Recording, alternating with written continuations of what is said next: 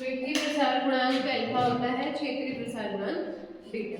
ठीक है, तो दोनों में संबंध निकालते हैं हम। रेखीय प्रसार गुणांक अल्फा तथा क्षेत्रीय प्रसार गुणांक, क्षेत्रीय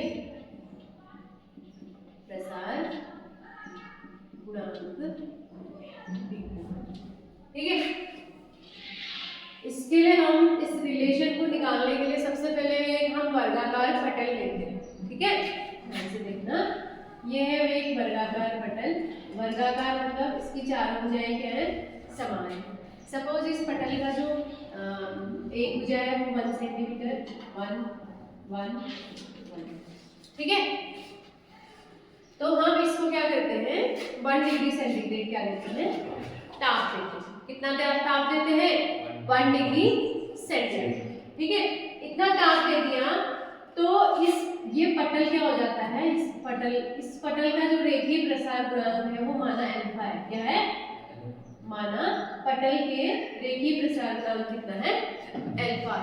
अब इसको हम ताप लेंगे तो ये थोड़ा सा क्या हो जाएगा, फैल जाएगा। पहले इसका जो भुजा थी 1 सेंटीमीटर थी, जब ताप दे दिया हमने, उसकी भुजा कितनी हो गई, 1 प्लस अल्फा, क्योंकि अल्फा क्या है, रेखीय प्रसार गुणांक। समझ में आ रहा है, तो इसका भुजा कितनी हो गई, 1 अल्फा प्लस 1 या 1 प्लस अल्फा। ठीक है, अब देखो हम क्या निकालते हैं, सबसे पहले हमको पता है कि पटल का जो भुजा है वो कितनी है, 1 सेंटीमीटर। ठीक है, अब पटल का क्षेत्रफल कितना हो जाएगा, 1 सेंटीमीटर स्क्वायर, यानी कि 1 का स्क्वायर 1 ही होता है, सेंटीमीटर स्क्वायर आ गया क्षेत्रफल। ठीक है, अब जब हम उसको 1 डिग्री सेंटीग्रेड ताप देते हैं तो उसकी भुजा कितनी हो जाती है, 1 डिग्री सेंटीग्रेड ताप देने पर पटल की भुजा कितनी हो जाती है, 1 प्लस अल्फा।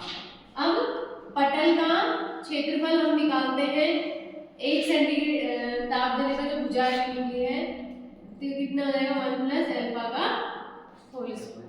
होगा नहीं होगा। अब हम इसमें क्या निकालते हैं, क्षेत्रफल में वृद्धि, है ना। क्षेत्रफल में वृद्धि कितनी हो जाएगी, फिर बताओ, क्षेत्रफल में वृद्धि कितनी हो जाएगी, जब हम इस क्षेत्रफल से इस क्षेत्रफल को क्या करेंगे, घटा देंगे, तभी तो हमें क्षेत्रफल में वृद्धि पता चलेगी। यानी कि जो बाद में क्षेत्रफल था और पहले क्षेत्रफल था, दोनों को हम घटा देंगे, यानी कि 1 प्लस अल्फा का होल स्क्वायर माइनस 1, है ना। इसको हम सॉल्व करते हैं, क्षेत्रफल में वृद्धि को हम क्या कहते हैं, डेल्टा ए कहते हैं, नहीं कहते, बराबर 1 प्लस, इसको हम होल स्क्वायर को लेंगे, alpha square plus 2 alpha minus 1, ये 1 से 1 कैंसिल हो गया, डेल्टा ए बराबर कितना आ गया, कितना आ गया, अल्फा स्क्वायर प्लस 2 अल्फा। अब ये अल्फा है, अल्फा क्या है, बहुत ही छोटा है कि नहीं, क्योंकि हम किसी भी छड़ का या किसी भी पटल का या किसी भी घन का ताप 1 डिग्री सेंटीग्रेड बढ़ाते हैं तो वो थोड़ा सा ही तो बढ़ेगा, बहुत ज्यादा तो बढ़ नहीं जाएगा ना। कभी कभी आपने देखा होगा कि दरवाजे क्या हो जाते हैं, फैल जाते हैं ना, थोड़ा सा ही तो फैलते हैं, थोड़े से फैलने से वो खुद से बंद नहीं होते। तो अगर हम थोड़ा सा टेम्परेचर बढ़ाएंगे तो थोड़ा सा ही बनेगा, यानी कि अल्फा क्या है, बहुत थोड़ा है, तो अल्फा स्क्वायर भी क्या होगा, कम ही होगा थोड़ा, है ना। तो हम अल्फा स्क्वायर को क्या कर देते हैं, अल्फा स्क्वायर को नगण्य कर देते हैं, नगण्य का मतलब हटा देते हैं, नगण्य करने पर तो डेल्टा ए कितना हो जाता है हमारा, 2 अल्फा। कितना हो जाता है डेल्टा ए 2 अल्फा। ठीक है, अब आपको पता है क्षेत्रीय प्रसार गुणांक बीटा बराबर क्या होता है, सूत्र, क्षेत्रफल में वृद्धि बट्टे प्रारंभिक क्षेत्रफल गुणा ताप वृद्धि होता है ना। तो क्षेत्रफल में वृद्धि कितनी है,